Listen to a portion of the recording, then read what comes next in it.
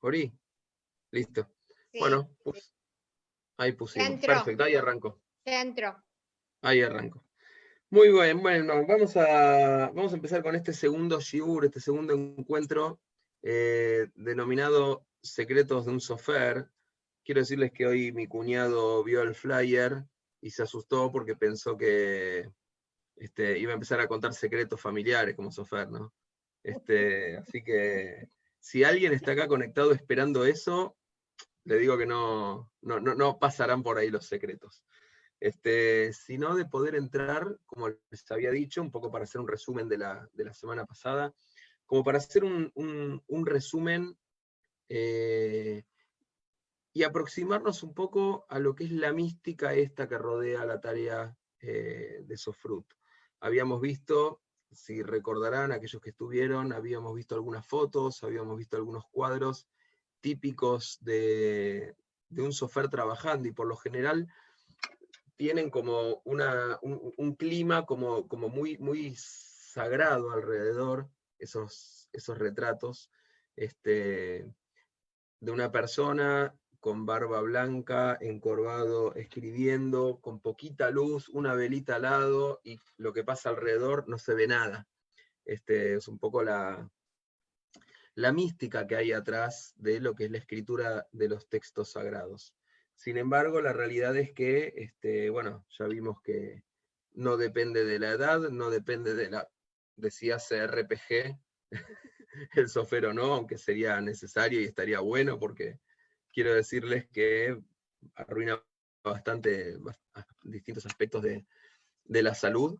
En mi caso, por lo menos, hasta las cuerdas vocales me ha afectado, y mi querido doctor otorrino Marcelo Stagn tuvo que trabajar conmigo para corregir cuestiones desde la postura que fueron corriendo las cuerdas vocales, hasta cuestiones de lumbares y cervicales y demás. Si bien hay cuestiones ergonómicas y normas que se dan, la verdad es que es una cuestión que implica bastantes aspectos. Y sobre todo, lo que hemos hablado como una Bodata Kodesh, o una Melechet Shamayim, una tarea en aras del cielo. Y después yo les dije que la semana pasada iba a ser autorreferencial y que iba a ser la única autorreferencial, y les conté un poquito mi historia y qué me llevó a querer ser sofer y cuál es el espíritu bajo el cual cada letra de las escritas quedan plasmadas e impregnadas en cada uno de los artículos que los sofrim solemos preparar, ¿sí? Y les contaba, finalmente, sobre el final de la semana pasada, cuál iba a ser un poquito el programa de todo este shiur, que yo calculo que nos va a llevar unos 16 o 18 encuentros, donde pasaremos por diferentes estadios, conociendo bastante en profundidad lo que es la tarea de un sofer. Dijimos que no vamos a aprender, digamos, no vamos a hacer sofrim, sino que vamos a entrar en este mundo. Y alguien había propuesto que cuando se termine esta cuarentena nos podamos ver y hacer como algún taller de escritura, y agarrar plumas y escribir y tocar un poquito los materiales que les voy a ir contando, pero no desde hoy, ¿sí? Hoy no les voy a hablar de materiales, sino que vamos a hablar de este tema poco vendible, según algunos, que es la Torá, o las raíces, ¿sí?, que tiene la Torá, y su santificación. O sea, cómo es que llega a ser la Torá y todos los objetos que llamamos, ¿sí?, manuscritos, Octav Yad, ¿sí? Octav es de escritura, Yad de mano, y los Tash Mishei Kedushá, vamos a entrar en estos temas hoy, que son todos los artículos que se utilizan a los efectos de la Kedushá, como por ejemplo la cajita de una mezuzá, ¿sí? Una cosa es el pergamino adentro, que es un sofer, otra cosa es la cajita, el bait. Bueno, eso se llaman Tash Mishei Kedushá. ¿Cómo es que fueron de a poquito siendo santificados, y cómo es que fueron surgiendo también en nuestro pueblo, ¿sí? Para lo cual, lo primero que tenemos que tratar de encontrar, o de tratar de visualizar, es cuál es el origen ¿sí? ¿Cuál es la primera fuente que nosotros tenemos acerca del origen mismo de la Torá? ¿Se entiende la pregunta? ¿Cuál es la primera fuente histórica, si se quiere, que nos hable acerca del origen de la Torá? ¿Alguien sabe? A ver. Marta, el Ar Sinai, dice Marta, o sea, el monte Sinaí, está haciendo clara referencia a, ¿sí?, la recepción de los 10 mandamientos. Pero los 10 mandamientos, o sea, lo que nos dice la Torá es que Moshe recibe ahí los 10 mandamientos, no todo el texto de la Torá. ¿Cita? No, cuando en un episodio que Dios se enoja con Moshe, le dice, te voy a borrar del libro este. Bien. Que se refiere probablemente a la Torá. En Parashat Tetzabé ya no está, porque en Kitizá es el enojo por el tema del becerro de oro. Y Moshe lo apura a Dios, le dice, ¿sabes qué? Si vos exterminás al pueblo, borrame a mí también. Y Dios le dijo, del libro ese que estás escribiendo. Entonces lo borró de Tetzabé, que es la Parashá anterior. Bien, sin embargo ahí es como que pareciera ser un remes, no termina de quedar del todo claro que se refiere a toda la amplitud de la Torá. Sobre el final, ¿sí?, de Devarim, se menciona que cuando termina que Moshe, digamos, despidiéndose del pueblo, Dios le pide que escriba, y escriban para ustedes este cantar y transmítanselo al pueblo de Israel, pero eso hace referencia aparentemente solamente a ese último poema de Moshe que se llama Azinu. No parecería ser que la Torá esté hablando de todo el texto desde, no sé, la creación del mundo, Abraham, Isaac, etc. Sin embargo, en un momento dice, ahí nomás, que Moshe le entrega la Torá y la pone en mano de los Kohanim, ¿sí?, de los sacerdotes. Y varias veces dice en la Torá, ¿sí?, en el texto de la Torá, dice et a Torá azot, ¿sí?, que yo le estoy dando a ustedes esta Torá. Por lo cual, yo ahora voy a compartir pantalla y vamos a leer el capítulo, o parte del capítulo 19, ¿sí?, de Shmot, de Éxodo, que es donde tenemos Mahamad Ar Sinai, que es donde tenemos básicamente al pueblo frente o debajo del Ar Sinai, esperando a recibir los 10 mandamientos. Ahora vamos a ver por qué vamos a leer esto. En primer lugar, porque quiero, ahí, quiero nivelar conocimientos, quiero que todos podamos estar hablando el mismo idioma y que podamos también entrar en el juego que nos propone el texto de la Torá, para a partir de ahí saltar al Talmud y a otros lugares y entender o saber cuál es la fuente de la Torá y qué es lo que los sofrim hacemos con eso. Porque no se olviden que este no es un curso, digamos, sobre Torá y su origen, sino sobre la tarea de los sofrim, ¿sí? Así que vamos a partir de la fuente, ¿sí?, las raíces mismas de la Torá como texto, de la Torá como libro, para llegar finalmente, si Dios quiere, dentro de un ratito a, si es que llegamos hoy, si no, seguimos la semana que viene, a lo que es la tarea del sofer con respecto a eso. Acá tenemos, voy a agrandar un poquito, así pueden ver, básicamente lo que es Mahamad Ar Sinai, ¿sí? Esto es capítulo 19 del libro Éxodo. ¿Alguien tiene ganas de leer un poquito?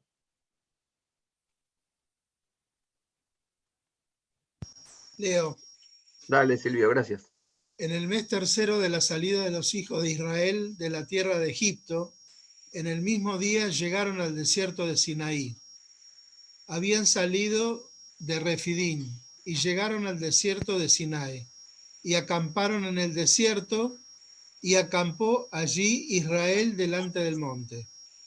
Y Moisés subió a Dios, y Dios lo llamó desde el monte, diciendo: así dirás a la casa de Jacob y anunciarás a los hijos de Israel: vosotros visteis lo que hice a los egipcios, y cómo os tomé sobre las alas de águila, y os he traído a mí. Ahora pues, si diréis oído a mi voz y guardaréis mi pacto, vosotros seréis mi especial tesoro sobre todos los pueblos, porque mía es toda la tierra, y vosotros me seréis un reino de sacerdotes y gente santa. Estas son las palabras que dirás a los hijos de Israel. Entonces vino Moisés y llamó a los ancianos del pueblo y expuso en presencia de ellos todas estas palabras que Dios le había mandado. Y todo el pueblo respondió al unísono y dijeron: todo lo que Dios ha dicho, haremos. Y Moisés refirió a Dios las palabras del pueblo. Entonces Dios dijo a Moisés: he aquí, yo vengo a ti en una nube espesa, para que el pueblo oiga mientras yo hablo contigo, y también para que tenés que levantar, para que te crean para siempre. Y Moisés refirió las palabras del pueblo a Dios. Y Dios dijo a Moisés: ve al pueblo y santifícalos hoy y mañana, y laven sus vestidos, y estén preparados para el día tercero, porque al tercer día Dios descenderá a ojos de todo el pueblo sobre el monte Sinaí, y señalarás límites al pueblo en derredor, diciendo: guardaos, no subáis al monte, ni toquéis sus límites, cualquiera que tocara el monte de seguro morirá. Aconteció que al tercer día, cuando vino la mañana, vinieron truenos y relámpagos, y espesa nube sobre el monte, y sonido de shofar. Un poquito más y terminamos esto. Muy fuerte, sonido de shofar muy fuerte, y se estremeció todo el pueblo que estaba en el campamento. Y Moisés sacó del campamento al pueblo para recibir a Dios, y se detuvieron al pie del monte. Todo el monte Sinaí humeaba, porque Dios había descendido sobre él en fuego, y el humo subía como el humo de un horno, y todo el monte se estremecía de gran manera. El sonido del shofar iba aumentando en extremo. Moisés hablaba y Dios le respondía con voz. Excelente. Gracias, Silvio. Quería que leamos todo este párrafo. Vieron que yo no suelo traer párrafos muy extensos. Y a propósito lo copié, un párrafo que habla de vosotros, porque nada, me daba como ganas de hablar de esta manera. Ahora, todos acabamos de leer una narración que por ahí la conocemos desde lo que estudiamos, nos contaron o conocemos, pero no sé si alguna vez todos la hemos leído directamente, digamos, del texto de la Torá. Como ven, es como muy dramático todo lo que va pasando. En el medio yo obviamente no copié todo, pero Dios le dice a Moshe que suba al monte, que baje del monte, que suba al monte, que baje del monte. Y lo que nos viene a complementar el Midrash es que en ese momento se detuvo el mundo. Los pájaros no cantaron, los árboles no se movieron, los ríos suspendieron su curso. ¿Por qué? Porque iba a pasar lo que llamamos en hebreo la Hitgalut. ¿Qué significa Hitgalut? ¿Conocen la palabra? Hitgalut. ¿Marta? De dispersión. Sí, eso es de Golá, sí. Pero Hitgalut en el verbo reflexivo viene de Gilui. ¿Qué es legalot? Subir. Descubrir. Descubrir. Subir es la alot. Descubrir. Legalot. Legalot es descubrir. Descubrir. Hitgalut es la voz reflexiva del verbo descubrir, ¿sí? Descubrir algo, ¿sí? Descubrir algo que está tapado, ¿sí? Mi celular está tapado, yo lo descubro, entonces de esa manera puede ser visto. No existe la posibilidad de descubrir algo que no exista. En todo caso, si uno descubre algo que no existe, lo que está haciendo es inventándolo, ¿sí? Aunque sabemos que todos los inventos siempre parten de algo, o sea, el que inventó, no sé, la rueda, bueno, tuvo que haber partido de una piedra primero, ¿sí? Es decir, cambió la forma de algo para generar algo nuevo. La Itgalut, cuando hablamos de descubrir, estamos hablando de que algo estaba oculto y finalmente fue revelado. Eso es ese descubrimiento, lo que llamamos o conocemos con la expresión revelación. La revelación divina que la podemos ver, por ejemplo, entre otras, cita dice que si reflexión debería ser descubrirse, exactamente. Ahora, a ese punto voy. La revelación, ¿sí?, es el acto mediante el cual algo oculto se puede mostrar. Y cuando hablamos de la revelación en el judaísmo con mayúscula, estamos hablando de algo que Dios tenía guardado para poder entregárselo a la humanidad. En el Maguen David, quizás hayan estudiado sobre Franz Rosenzweig, nos habla del Maguen David, donde están los ejes Dios, mundo y hombre. Dios le revela al hombre la Torá, ¿sí? Por otro lado, crea el mundo, en primer lugar. Dios crea el mundo, le revela la Torá para que el hombre pueda redimir al mundo, para que lo pueda mejorar, para que pueda ser tikkun olam, ¿sí? Pero partimos de la base, querido Javerim, de que la primera fuente que nos habla acerca del origen de la Torá es la misma Torá. O sea, no hay, como no existía la historiografía, es decir, lo que es la tarea de escribir la historia, lo que hace hoy, por ejemplo, un historiador, un testigo, entonces uno recurre a las fuentes primigenias y es la misma Torá la que de manera intrabíblica, ¿sí?, o intratorá, va a contar cómo es que fue revelada ella misma, ¿sí?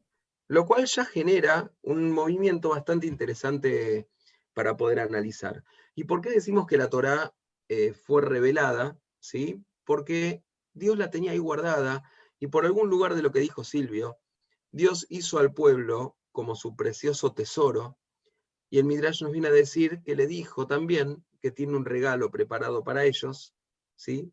Ese regalo, ese tesoro está en en el tesoro real, y es la Torá, y se la está dando al pueblo de Israel. Ahora, podríamos decir que todo eso pasó en Shavuot, ¿no es cierto? Ahora estamos cerquita de Shavuot, estuvimos hoy con algunos de los chicos trabajando y pensando acerca del Tikkun de Shavuot, pero la realidad es que no vamos a encontrar en ningún lugar en la Torá que diga que en Shavuot fue entregada la Torá. No existe eso en la Torá, no dice. Sí dice que en el mes de la primavera el pueblo judío salió de Egipto a la libertad y eso lo llamaron Pesaj y Gomer Matzah. Sí nos dice que el pueblo habitó en Sucot, en una ciudad llamada Sucot, y que todos los años hay que hacer habitar al pueblo para que todos puedan verse a sí mismos, como si hubieran salido de Egipto. Ahora, en ningún lugar dice que la Torá fue entregada en Shavuot. ¿De dónde sale? Ahí vamos, Feli. ¿De dónde sale que el pueblo recibe la Torá en Shavuot? Esto lo tenemos en el Talmud, no lo tenemos en la Torá. Fue Rabbi Eleazar en el Talmud, en el Tratado de Pesajim, que relaciona y dice que como en la festividad de Atzeret, como es llamada Shavuot, también hay que alegrarse y hay que tomar vino, pero no se entendía evidentemente bien qué era la festividad esa. Entonces ahí es donde relaciona y dice, si Rabbi Eleazar, porque aquí fue entregada la Torá. Y a partir de ese momento nosotros tenemos la noción o la concepción de que Shavuot es el momento de entrega de la Torá. Lo que no sabemos bien es qué es lo que pasó en el Har Sinai, ¿sí? Ahora, antes de entrar en ese tema, no sé, Felisa, ¿querías decir algo? No, solamente que a nosotros nos enseñaron que Shavuot es Mantorá. Bueno, Rabbi Eleazar fue el que dijo eso. Claro. Exactamente, Claro. exactamente. Pero bueno, estoy tratando de desasnar algunas cosas que las traemos, ¿sí? Y si decimos que la Torah es la primera fuente, Zman Matan Torateinu. Si decimos que la Torah es la primera fuente mediante la cual nosotros conocemos o aprendemos acerca de la de la recepción, digamos, o de la aparición de la Torah, Ya sabemos que existe de antes, porque fue revelada, según el Midrash, Dios la creó como plano, esto lo hemos estudiado, para poder con la Torá crear el mundo, como un arquitecto usa planos para poder crear su edificio, para poder construir su edificio. Dios usó la Torá para poder construir el mundo y la revela en el Har Sinai. Eso nada tiene que ver de acuerdo a la Torá con Shavuot, tampoco dice lo contrario, es Rabbi Eliezer el que nos va a decir eso ocurrió en Shavuot. Ahora, ¿realmente se detuvo el mundo? ¿Realmente hubo un sonido de shofar que, según algunos, si cerramos los ojos ahora, lo podemos escuchar? ¿Realmente pasó que los árboles no se movieron, que los ríos detuvieron su curso? Dos opciones. O le preguntamos a Mirta Legrand, o recurrimos a nuestros filósofos que seguramente nos van a poder dar una pauta. Por ejemplo, Abraham Yoshua Heschel, traté de buscar exactamente la cita en el libro, no me dio el tiempo, pero dijo que no sabe qué es lo que pasó en el monte Sinaí, pero que algo pasó está seguro. Abraham Yoshua Heschel, pensador contemporáneo, maestro de Marshall Mayer. Y en eso se basa la tradición de nuestro pueblo, en que cuando estudiamos Torah, cuando estudiamos Mishnah, cuando estudiamos Talmud, cuando estudiamos todo lo que estamos estudiando en todos estos cursos, no estamos buscando no estamos buscando, o sea, tenemos como objetivo encontrar la palabra revelada, ¿sí? En el monte Sinaí, pero sin embargo, la estamos buscando de acuerdo a las formas y a los caminos que como seres humanos entendemos. Todas las tareas de estudio de Torah, o toda la actividad que tenemos para poder llegar, y los debates que sean mahloket leshem shamaim, que sean en aras del cielo, que sean para enriquecernos y no para ganarle al otro, son para tratar de encontrar cuál es el espíritu de esa palabra revelada en el Har Sinai, pero sin basarnos o sin atarnos al texto tal cual tomado y que no se puede analizar, porque si no, estamos, obviamente está canonizado, pero si no estaríamos sola y meramente repitiendo un texto como si fuera el preludio de la Constitución, y no estaríamos utilizándolo para buscar el espíritu que eso tiene. Entonces la Itgalut llegó, ¿sí? La revelación que Dios hace de la Torá fue lisa y llanamente para que nosotros podamos empezar a preguntarnos cosas. Y tal es así que si yo les preguntase a ustedes,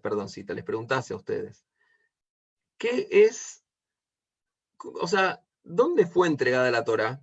Todos dirían claramente en el monte Sinaí, ¿sí? Sin embargo, ya en el Talmud, fíjense hasta dónde llega, ese monte Sinaí tiene varios nombres. Vamos a leer y vamos a estudiar una discusión que hay entre sabios, donde vamos a ver todos los nombres que tiene el monte Sinaí y por qué tiene cada uno de esos nombres. Nombres que la misma Torá les da, no nombres que inventó Marshall Mayer, nombres que la misma Torá les da. Entonces van a ver que hay una tarea profunda, que no es recibir la Torá y transmitirla, leerla y aprendérsela de memoria, sino que hay una tarea también interna a desarrollar a partir de ese mismo texto. ¿Estamos hasta acá? ¿Me van siguiendo? Estamos sentando las bases de todo lo que vamos a ver después. En el Talmud, en el Tratado de Shabbat, hoja 89, sobre el final de la hoja 89a y comienzo de la B, hay una discusión entre los sabios acerca de cómo se llamaba, o sea, por qué la montaña se llamaba Monte Sinaí, ¿sí? Voy a ir leyendo yo porque la lectura, digamos, de un texto talmúdico es como que cómo se acentúan las preguntas y las respuestas lo vuelve complicado. Uno de los sabios, no nos dice acá donde yo agarré, se me va el ley, le preguntó, él a Yenasé Simán Toble Israel, ¿sí? Se refiere al Har Sinai, falta una partecita arriba. Dice que uno de los sabios le dijo a Rab Kahana, ¿escuchaste cuál es la razón por la que la montaña se llamaba Monte Sinaí? Entonces Rab Kahana le responde, es porque es una montaña sobre la cual se hicieron milagros, de la palabra nisim, en hebreo, nes, para el pueblo judío. Entonces ese sabio que le preguntó a Rab Kahana le dijo, de ser así, debería haberse llamado Monte Nisai, no Sinai, porque las letras están dadas vueltas para que sea un monte donde se produjeron milagros, nisim. Nisim, Sinai, están dadas vueltas las letras. Más bien, Rab Kahana le dijo, es una montaña que fue un buen presagio, un buen simán para el pueblo judío. Entonces el sabio le responde, de ser así, debería haberse llamado Har Simanai, la montaña de los presagios. O sea, que tenga letras parecidas no significa que sea necesariamente por eso. Entonces Rab Kahana va y le dice, ¿no? O sea, al sabio este, es como que lo increpa y le dice, escúchame, le dice, ¿cuál es la razón por la que no frecuentas la escuela donde puedes estudiar ante Rav Papa y Rav Huna, hijo de Rav Yoshua, que estudian Agadá? O sea, como que le dice, escucha, podrías ir a estudiar un poquito más. Como Rav Hizda y Rava, hijo de Rav Huna, ambos dijeron, allá estudiando en esa yeshiva, en esa escuela, ¿cuál es la razón por la que se llama Monte Sinai?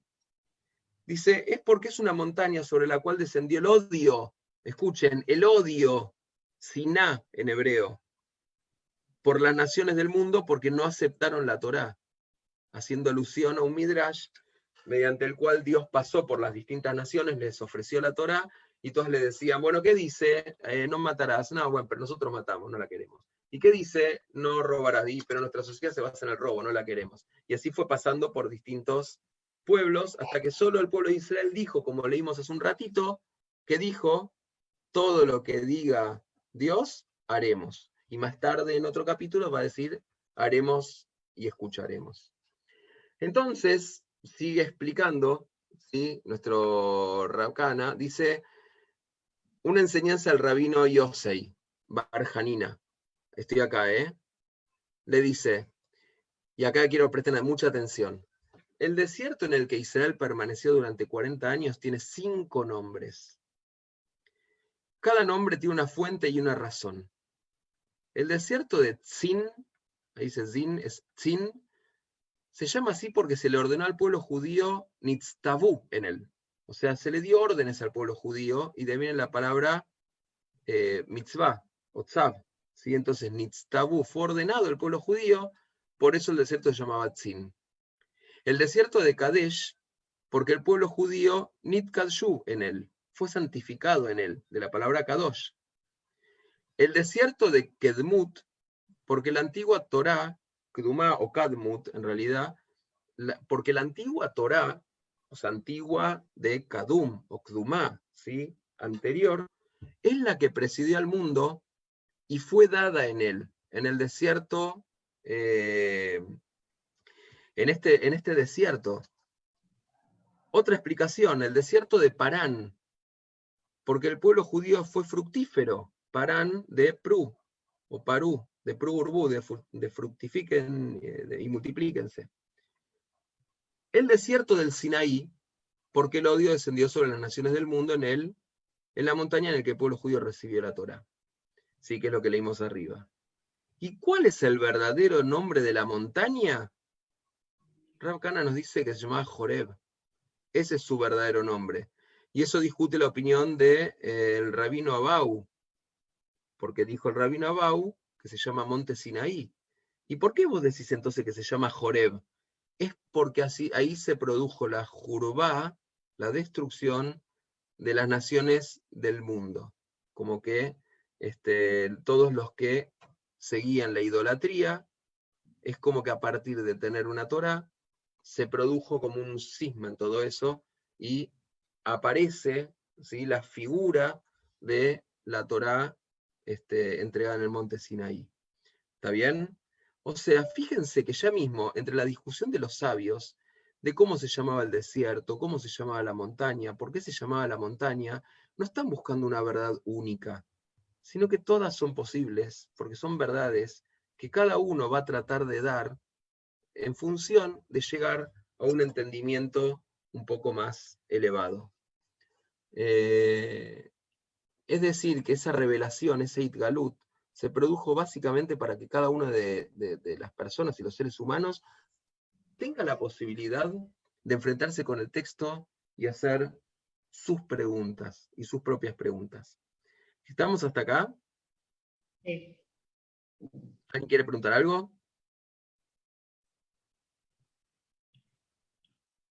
Esperen. Felisa... sí, Felisa Mirta... ella dice, sí. Yo quiero hacer una pregunta. Yo sin creía palabras. que la Torá, digamos como que Moshe solo había escrito los 10 mandamientos. Nunca, o sea, partamos con que, o sea, todo lo que está escrito en la Torá no lo pudo haber escrito Moshe. Bien, Porque vamos exacta. No, son gracias tiempos Mirta, porque distintos. acabaste de introducirme en el tema que viene ahora. Dijiste, estás haciendo el comentario en el momento que quedamos hace un ratito. Ahora vamos a eso. Bien. Entonces, lo que podemos hacer ahora es venir y preguntarnos, ¿qué recibió Moshe en el monte Sinaí? ¿No? ¿Qué es lo que está acá? Tal como, viste, Mirta, quedamos bien. O sea, justo. Y ahí es donde tenemos la gran pregunta. ¿Qué recibió Moshe en el monte Sinaí? Lo que nos dice la Torá es que recibe los 10 mandamientos. Lo que nos dice un poquito más adelante, cuando habla varias veces acerca de la Torá en sí misma, y que entregarás esta Torá y que repetirás esta Torá y que enseñarás esta Torá, podemos pensar que se refiere a la Torá Shevichtav, lo que llamamos la Torá o la ley escrita, o sea, el texto. Pero también vienen a insistir nuestros sabios que Moshe recibe la Torá Shebealpé, la Torá oral. ¿Y qué es la Torá oral? Es cómo interpretar la Torá, cómo leer la Torá, cómo transmitir la Torá, qué hacer con la Torá y cómo escribir la Torá. O sea, todo eso es básicamente lo que se refiere a la Torá oral, que fue transmitida de generación en generación, como hemos estudiado en el Tratado de los Principios, de Moshe a Yoshua, ¿sí? De Yoshua a los Shoftim, a los Kenim, Shoftim, etc., hasta llegar hasta los Anshei Knesset Agdolá, Shimon Atzadik, y luego vienen las Zugot, las parejas, llega la Mishnah, llega la Gemara, el Talmud, posteriormente, muchos siglos después, llegará la Halajá y hasta nosotros hoy. ¿Estamos bien? O sea, que Moshe lo que recibe en la Torá no sabemos, pero somos tan genios en nuestro pueblo que a todo le pusimos Torá. Si son los 10 mandamientos, los llamamos Torá. Si es todo el texto de la Torá, lo llamamos Torá. Si es cómo interpretar ese texto, a eso lo llamamos Torá. En el hebreo moderno, cuando queremos decir el ABC de algo, decimos Torat a algo. O sea que la palabra Torá es la que usamos para describir todo. Todo lo que consideramos tiene algún origen celestial o un origen divino, algo que llegó para nosotros. Y por eso decimos en el Shema Israel, Beshinan tam levaneja, bedibarta bam, que significa, y las repetirás, las machacarás, todas estas leyes que fuimos recibiendo a tus hijos, y hablarás de ellas. Puse entre paréntesis en, porque bedibarta bam, be es en, ¿sí? Ahora, se preguntan nuestros sabios, bueno, pero ¿en qué tenemos que meditar y qué tenemos que enseñarle a nuestros hijos? ¿La Torá Shevichtav o la Torá Shebealpé? ¿La Torá escrita o la Torá oral? Entonces nos dicen, como está escrito, Beshinantam levaneja bedibartabam, entonces las repetirás a tus hijos y meditarás o hablarás de ellas, y la palabra ellas se escribe bam, una letra bet y una letra mem, ¿sí? La Torá escrita, la Torá Shevichtav, empieza con la letra bet de Bereshit, ¿sí? Y la Torah Shebeal Peh, es decir, que comienza con la Mishnah empieza con la palabra Meimatai, con la letra Mem. O sea, que si tenemos que pensar en qué estudiar, qué transmitirle a nuestros hijos, qué transmitirle a las próximas generaciones, qué estudiar nosotros, qué contraponer las opiniones de cada uno de nosotros para llegar a la palabra divina, a qué es lo que Dios realmente quiere, entonces hay que estudiar las dos cosas, Torah escrita y Torah oral. La Bet de Bam por Bereshit de la Torah escrita, y la Mem de Bam por la Torah oral. O sea, tenemos que estudiar todo. Por consiguiente, ¿qué es lo que Moshe recibió en el Ar Sinai? Como ninguno de nosotros estuvo ahí, entonces nos basamos en nuestros sabios que nos dicen que recibió todo. Y que Moshe fue el primer sofer que escribió copias, 12 copias de la misma Torah y la distribuyó entre las 12 tribus. Y como también recibió de Dios la forma en la cual debe ser escrita la Torah, entonces les enseñó también cómo escribirla. Y les habló de la tinta, y les habló de los pergaminos, y les habló de cómo coserla, y les habló de un montón de cosas. Claro, no nos entra en el entendimiento a nosotros. Pero de nuevo, ¿pasó todo eso? Volvamos a Heschel. Yo no sé lo que pasó, pero que algo pasó estoy seguro. Y eso es lo que nosotros recibimos. Y sobre eso nosotros nos basamos. Nadie busca, cuando estudia todo esto, la verdad revelada que esté ahí escrita y que sea la única. Todos tratamos de deducir y de indagar y de contraponer nuestras visiones para llegar a una verdad superior. ¿Estamos bien hasta acá? Entonces, entramos en el concepto de la santidad del Sefer Torah, porque les dije que yo me voy a ocupar acá, en este espacio, de hablar sobre la tarea del sofer. Entonces vamos a empezar a alejarnos un poquito con este pasaje del Talmud, del Tratado de Eruvin, vamos a empezar a alejarnos un poquito de toda la cuestión filosófica para empezar a entrar en el mundo concreto de las escrituras manuscritas, ¿sí? De lo que son los manuscritos de nuestro pueblo. Resulta que hubo dos sabios llamados Rabbi Ishmael y Rabbi Meir, ¿sí? De los cuales pueden haber escuchado hablar. Nos dice Masejet Eruvin, Tania Amar Rabbi Meir, Uchshebati etzel Rabbi Ishmael Amarli, Bni Mamelachteja, Amarti lo Lablar, Ani. Amarli Bni, Hebei Zair Bimelachteja, Shemelachteja Melechet Shamayim hi, Shema Ata Machzir Ot, Omeiter Ot, Omeyater Ot, Achat, Nimtzet Machrib et Kol Haolam Kulo. En español, ¿qué significa? ¿Alguien tiene ganas de leerlo, este parrafito? Dale, Mirta. Estás muteada. Rabbi Meir, bueno. Dale. ¿Voy yo? Dale. Dijo Rabbi Meir, cuando fui a ver a Rabbi Ishmael, me preguntó, hijo, ¿cuál es tu labor? Le respondí, escriba.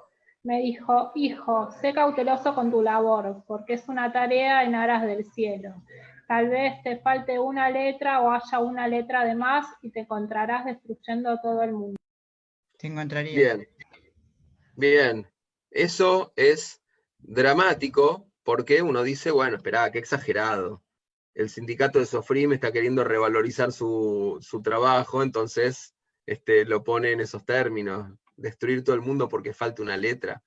Sin embargo, recordarán que la semana pasada yo les conté, y hoy también una parte, que cuando cuando Dios entrega la Torá, parte de la base de que la Torá ya existía para poder hacer esa revelación, si no, no hubiese sido una revelación. Cuando Dios entrega la Torá, ya la tenía de antes. ¿Desde cuándo la tenía? Desde antes de la creación del mundo, y construyó el mundo a través de la Torá utilizándola como plano, como croquis. Dinkeraot u pinkasot, dice el Talmud. Entonces, si la utilizó como plano, y hay un error en el plano, se puede caer el edificio, básicamente. ¿Se entiende? Si hice un error de cálculos, o si me faltó poner una viga en determinado lugar, no sé si alguno de ustedes es arquitecto o arquitecta, entonces estaría, ¿cita? Marta. Perdón, Marta. Bueno, no ejerces en este momento, pero sí. La realidad es que, uy, me olvidé de poner una viga justo ahí donde soporta todo, una columna donde soporta todo el peso del edificio, y se destruye todo el edificio, se cae el edificio. Entonces, por esa razón, es que Rabbi Ishmael le dijo a Rabbi Meir, guarda, porque si vos te falta una letra en lo que escribís, o te sobra una letra, o cometés un error, estarías destruyendo todo el mundo. Está claro que por un Sefer Torah que le falte una letra, no se va a destruir todo el mundo, o no sabemos en realidad hasta dónde llega la cosa. Pero sí es real que todos aquellos que van pasando y leyendo de ese texto, o aquel que pone una mezuzá y le falta una letra, o la tiene mal escrita, o se toca, o tiene algunos errores que los vamos a ir aprendiendo a lo largo de los próximos encuentros, de las leyes de Sofrut, está diciendo brajale batalás a brajot que son en vano, porque ese sefer no es válido, está confiando en una mezuzá, que le sea de símbolo cuando no fue escrita de acuerdo a las normas y las leyes que fueron recibidas por Moshe todavía en el Har Sinai. O sea, estamos destruyendo mínimamente nuestra tradición. Cuando uno la va haciendo, la va adaptando, y bueno, está bien.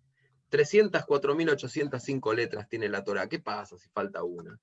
¿Quién se va a dar cuenta? ¿Y sabes qué?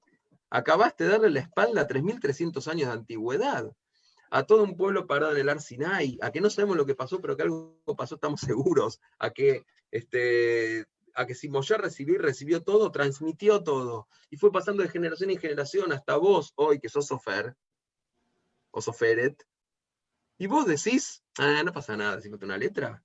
O sea, ¿realmente se puede llegar a banalizar tanto algo? Entonces, realmente, si lo queremos mirar desde un lugar metafórico y no tan físico, no sabemos si se destruye todo el mundo, pero sí estás destruyendo una parte importantísima como responsable de resguardar la integridad de los textos. Para algún sofer se forma y es para mantener la sacralidad de los textos tal cual fueron recibidos, tal cual los fuimos transmitiendo y de la manera en que fue transmitida de generación en generación. Si no hacemos esto, estamos destruyendo mucho más que el mundo. Estamos destruyendo una tradición, tu cultura, estamos destruyendo miles de años por esa letra que falte. ¿Se entiende? Y otra cosa más. Se dice que una Torah tiene 600.000 letras, ¿sí? ¿Escucharon esto? En realidad, no tiene 600.000, tiene 304.805. Sin embargo, cada letra se compone por la formación de 2 o más letras. Por ejemplo, una Aleph es una Vav inclinada con una Yud arriba y una Yud abajo. Son 3 letras en una. Algunos dicen que si contamos todas las letras de esa manera, llegamos a un número cercano a 600.000, y 600.000 es el número con el cual nosotros solemos representar a la totalidad del pueblo judío. Porque fueron 600.000, en realidad eran hombres mayores de 20 años, pero se habla de 600.000 los que salieron de Egipto. Por consiguiente, cada uno de nosotros tiene una letra en la Torá que le pertenece, que le corresponde, estamos representados en la Torá. Y si agarramos y escribimos un Sefer Torá, y ese Sefer Torá le falta una letra, es como que está faltando un regimiento entero en el ejército. O sea, hay alguien a quien no tuvimos en cuenta.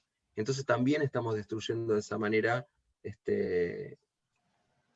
a todo el mundo. Por lo cual, las palabras, ¿sí? de Rabbi Ishmael calan profundo cuando un sofer se sienta a escribir, y vamos a suponer, en una mezuzá hay veces donde que si te equivocaste no podés borrar y corregir. Y uno está escribiendo y de repente después de muchas horas de trabajo llega y tiene su mezuzá y la revisa y se da cuenta que esa letra está de más, o que falta una letra, o que hay un error que no se puede corregir. Esa mezuzá no tiene corrección, es pasul. Esa mezuzá hay que destinarla a una gnizá, ya vamos a hablar de qué es esto. Se deja en un depósito. Pero acá miren, yo escribo ahí tengo mis cosas, acá tengo mi cosa, la casa, ahí está el techo, acá está el piso. ¿Quién me ve? No hay nadie acá. O sea, yo podría borrarlo, yo digo, cualquier software, podría borrarlo tranquilamente y ¿quién se va a enterar? Sin embargo, vienen las palabras de Rabbi Ishmael. O sea, estaríamos destruyendo el mundo de la confianza que esa persona que puso esa mezuzá depositó en uno. Y en un Sefer Torah estaríamos destruyendo todo el mundo de generaciones que van a leer de un Sefer Torah pasul. ¿Por qué? Porque el software no se tomó el rato que requería hacerlo de la manera en la cual lo aprendimos desde hace miles de años, ¿sí? Por eso, digamos, es muy, muy, muy importante cada vez que alguien va a entrar a pensar en el mundo de los manuscritos, que lo que tiene frente a sus ojos no es la tarea de un copista, como en la antigüedad a alguien le daban, no existía la fotocopiadora, estaban los copistas que agarraban y copiaban simplemente. O de un escriba donde el rey le dictaba y la persona escribía, sino que tiene una tarea en aras del cielo. ¿Hasta acá estamos? ¿Tenemos 5 minutos más? ¿O están cansados? Este horario ya es difícil.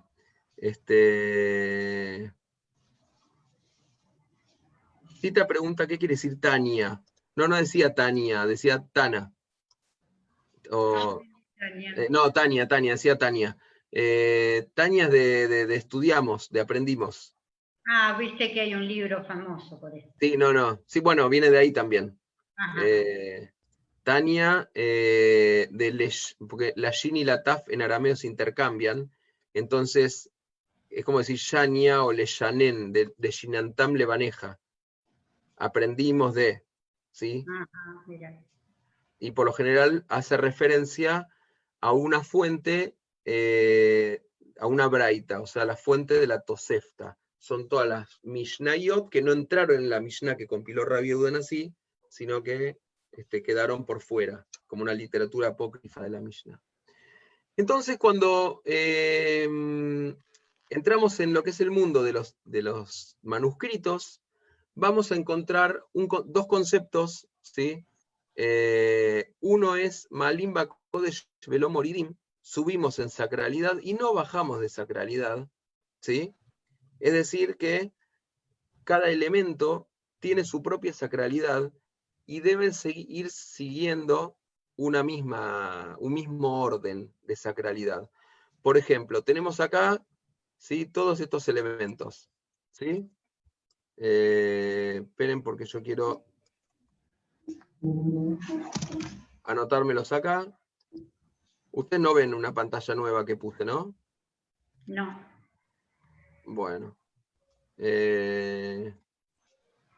Ahora se los voy a compartir. Ustedes me van a ayudar a ordenar En importancia. En importancia, y van a ver que les va a salir absolutamente...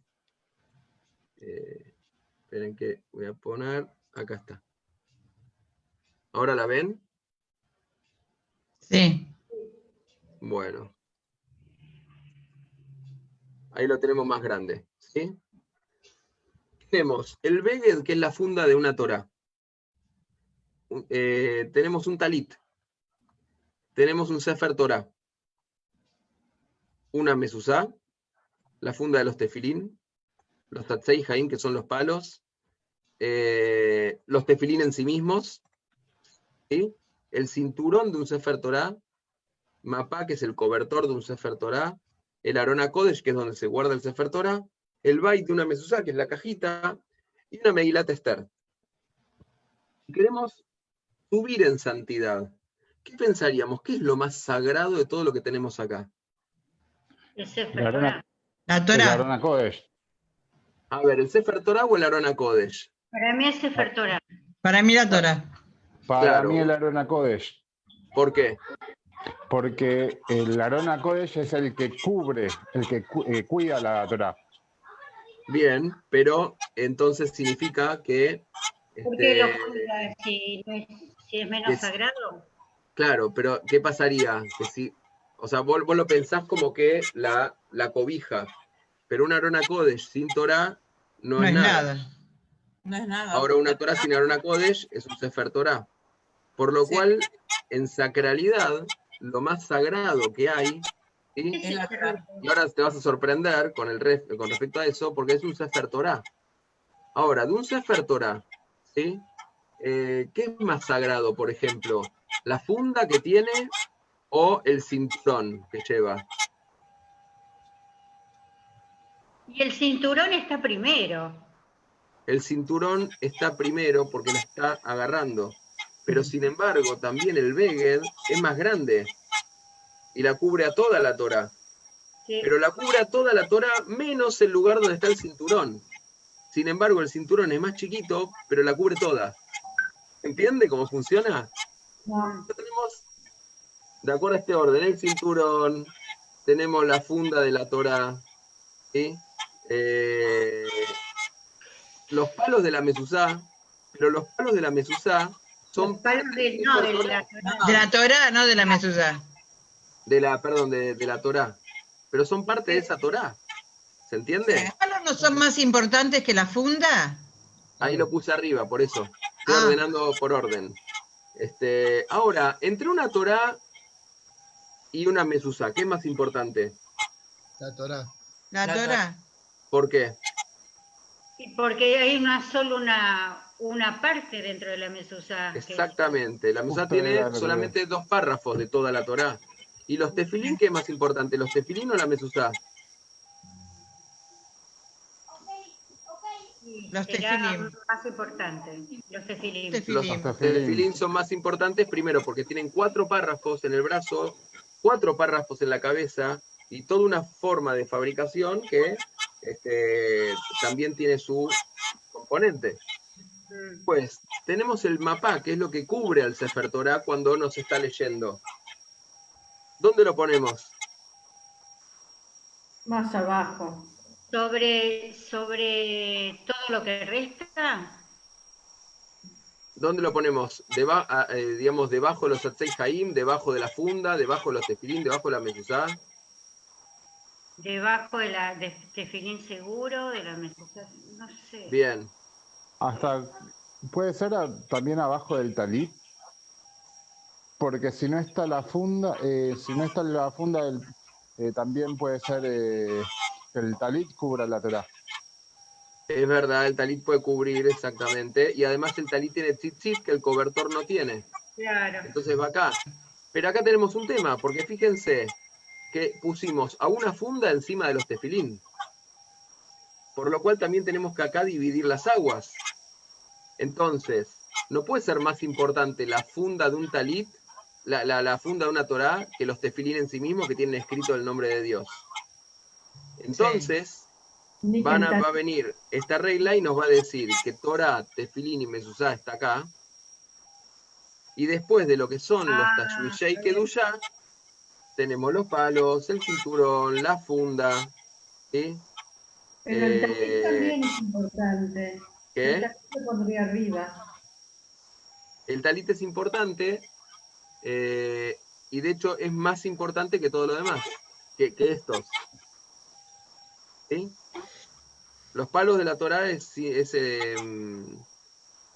¿cómo se dice? Polémico, ¿eh?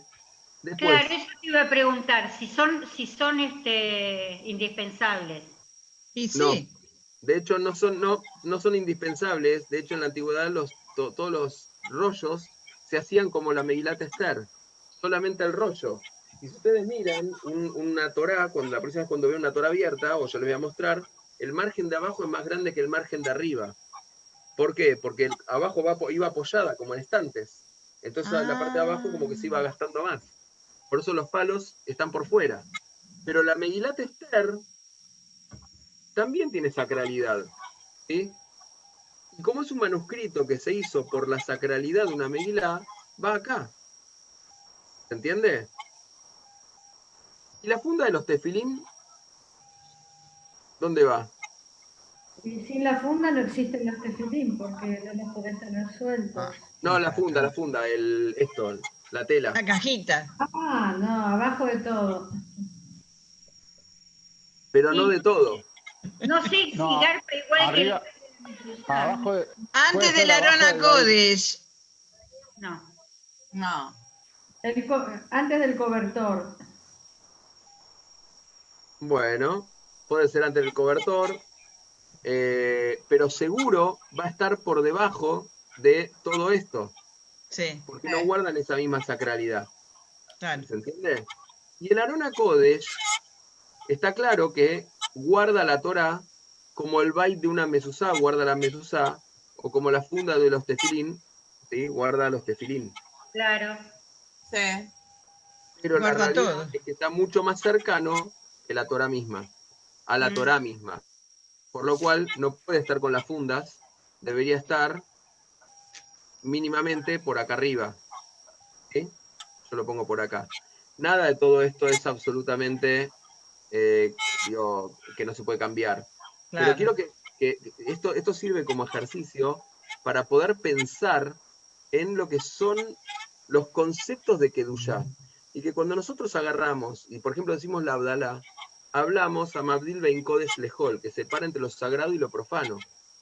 Y cuando hacemos la Abdalá en el final de una festividad e inmediatamente empieza Shabbat, decimos la braja a Mabdil Ben Kodesh Le Kodesh, a Dios que puede diferenciar entre distintos niveles de santidad y de sacralidad. La tarea de los sofrim tiene que ver con moverse y con manejar y movernos en todos estos distintos niveles de santidad o de sacralidad con los distintos elementos que vamos trabajando. Por eso habrán visto más de una vez, cuando me vienen a mí escribir o en momentos similares, que los sofrim vamos diciendo Leshem Kedushat tal cosa. Anikotev Leshem Kedushat Tefilim, Anikotev Leshem Kedushat. Escribo por la sacralidad que tiene esto y que tiene lo otro. Y no lo puse acá, porque no es un objeto, pero hay algo más sagrado que el Sefer Torah, que es escribir el nombre de Dios en el Sefer Torah. Anikotev Leshem Kedushat Hashem. Escribo por la sacralidad que tiene, por la sacralidad de Dios. ¿Sí? Destruir el mundo entero, si falta una letra, es empezar a trastocar todo esto y finalmente hacer que un Sefer Torah no sea mucho más importante que la funda de este talit que la mandé a bordar y se olvidaron de poner la lamed, por ejemplo. Entonces le reclamo al bordador y le digo, mira, está mal bordado. Bueno, pero ¿quién se da cuenta? Es una funda. Bueno, claramente no es lo mismo. Yo sé que no hace mucha falta aclarar todas estas cosas, pero de eso se trata. Y por último, ¿Puedo preguntar qué es Megilá Esther? Es el rollo que tiene, perdón, es el rollo que tiene el texto de la reina Esther, que leemos en Purim. ¿Sí? Que también se escribe con las mismas leyes de una Torah, pero tiene mucha menos sacralidad. ¿Por qué? Porque no tiene el nombre de Dios, por ejemplo. ¿Sí? No está escrito el nombre de Dios. Entonces, no figura. La semana que viene vamos a partir de algunas de estas preguntas y me gustaría dejarles una tarea en el hogar, que es que traten de pensar ustedes qué preguntas con respecto a lo que es la sacralidad quisieran hacer. Por ejemplo, ¿qué hace que un manuscrito sea sagrado? ¿Sí? ¿Por qué la Torah es más sagrada que Megilat Esther, por ejemplo? ¿Sí? Y si una ketubá, por ejemplo, un contrato matrimonial, es sagrado o no, aunque lo pueda escribir un sofer a mano. Yo todo este material lo dejo ahora subido a la página del Ilmodule Lamed. Si hay una cantidad mínima de letras para considerar que un libro sea sagrado, si se puede utilizar un Sefer Torah sin terminar para leer de él en un templo, si se puede apoyar un sidur, por ejemplo, encima de una Torah. Pasa a veces en el templo que pasa alguien y pasa con su sidur o con su maxón y lo deja apoyado de arriba y yo se lo corro. Bueno, ¿por qué? Hablan también sobre la costumbre de cargar un Sefer Torah del lado derecho. Si un no judío o alguien con una impureza ritual puede tocar un Sefer Torah, si se impurifica un Sefer Torah. Bueno, estas son preguntas que vamos a tomar como base para la semana que viene, pero piensen ustedes, ahora que se van a quedar pensando, y se les pasa alguna alguna pregunta por la cabeza, anótenla, anoten. ¿Por qué tal cosa? ¿Por qué tal otra? No se me gustaría. Entonces vamos a ir ordenando. Estamos hablando de sacralidad ahora, de lo sagrado. No si, digamos, si se puede borrar de una Torá o cómo se escribe, sino del concepto de sacralidad. ¿Y por qué me gustaría que piensen en todo esto? Porque nos lleva a la conclusión de todo este shiur, que es el pasuk de Shmot 15:2, que es el leitmotiv de la tarea de los sofrim, de la vida judía, del cumplimiento de las mitzvot, y de todo lo que hablamos hoy, desde el momento en el cual nos preguntamos de dónde surge la Torá. ¿Sí? ¿Y qué es lo que Moshe recibe en el monte Sinaí? Ze Eli Beanveu. ¿Sí? Esto está en Shirat Hayam. Ze Eli Beanveu Elohei Abi Barromemnehu. Este es mi Dios y lo voy a santificar, lo voy a glorificar. De este pasuk, arriba? de esta mitad de pasuk, ¿De adentro está cocido? De la mitad de este pasuk, este mi Dios y lo voy a glorificar, es que surge el pensamiento de que todo lo que está a nuestro alcance, poder hacer, para embellecer, para aprender, para estudiar, para colaborar, para escribir y que quede lindo, para hacer un kiddush y agarrar una linda copa, que es decir, todo lo que rodea a nuestra vida judía y que la relacionamos o la llevamos al mundo de la santidad o sacralidad, lo hacemos para poder, según este pasuk, glorificar a Dios. Es decir, poner y dar lo mejor de nosotros a los efectos de poder llevar a cabo esa mitzvah, esa escritura, ese kiddush, esa tefilá y demás. Así que un poquito el concepto con el que quiero que se queden es con este, ¿sí? Desde hace miles de años, una Itgalut, una revelación en el monte Sinaí, una Torá que aparece en nuestro pueblo, 3.300 años de estudio, 3.300 años de transmisión, de la Torá escrita, de la cual nos ocupamos los sofrim de seguir y de copiar de manera ritual, y de la Torá oral, que generación tras generación se ocupó de ir transmitiendo hasta el día de hoy para que llegue a nosotros, para tener todas nuestras cosas en orden, para poder establecer los niveles de santidad, para poder darnos cuenta que en la vida no todo da igual y que, por lo menos en Sofrut, hay mucha diferencia entre las cosas. ¿Para qué? Para decir, Ze Eli Beanveu, todo lo que esté a mi alcance, poder hacer, para vivir todas estas cosas en plenitud, dando lo mejor de mí, poniendo lo mejor de mí, preparándome de la mejor manera, es de la manera en la cual nuestros sabios nos enseñaron a llevar adelante nuestra tradición. Y ni que hablar, como Sofrim, este es nuestro lema para poder escribir un Sefer Torah o una Mesá que quede lindo, que quede prolijo, que quede simétrico, no es un toque mío ese, sino que así funciona realmente en la práctica. ¿Sí? Ténganlo presente este versículo. Yo ahora voy a subir este material ahí a las redes. La semana que viene nos vamos a meter con una cuestión un poco más profunda, que es el texto de la Torá, ¿sí?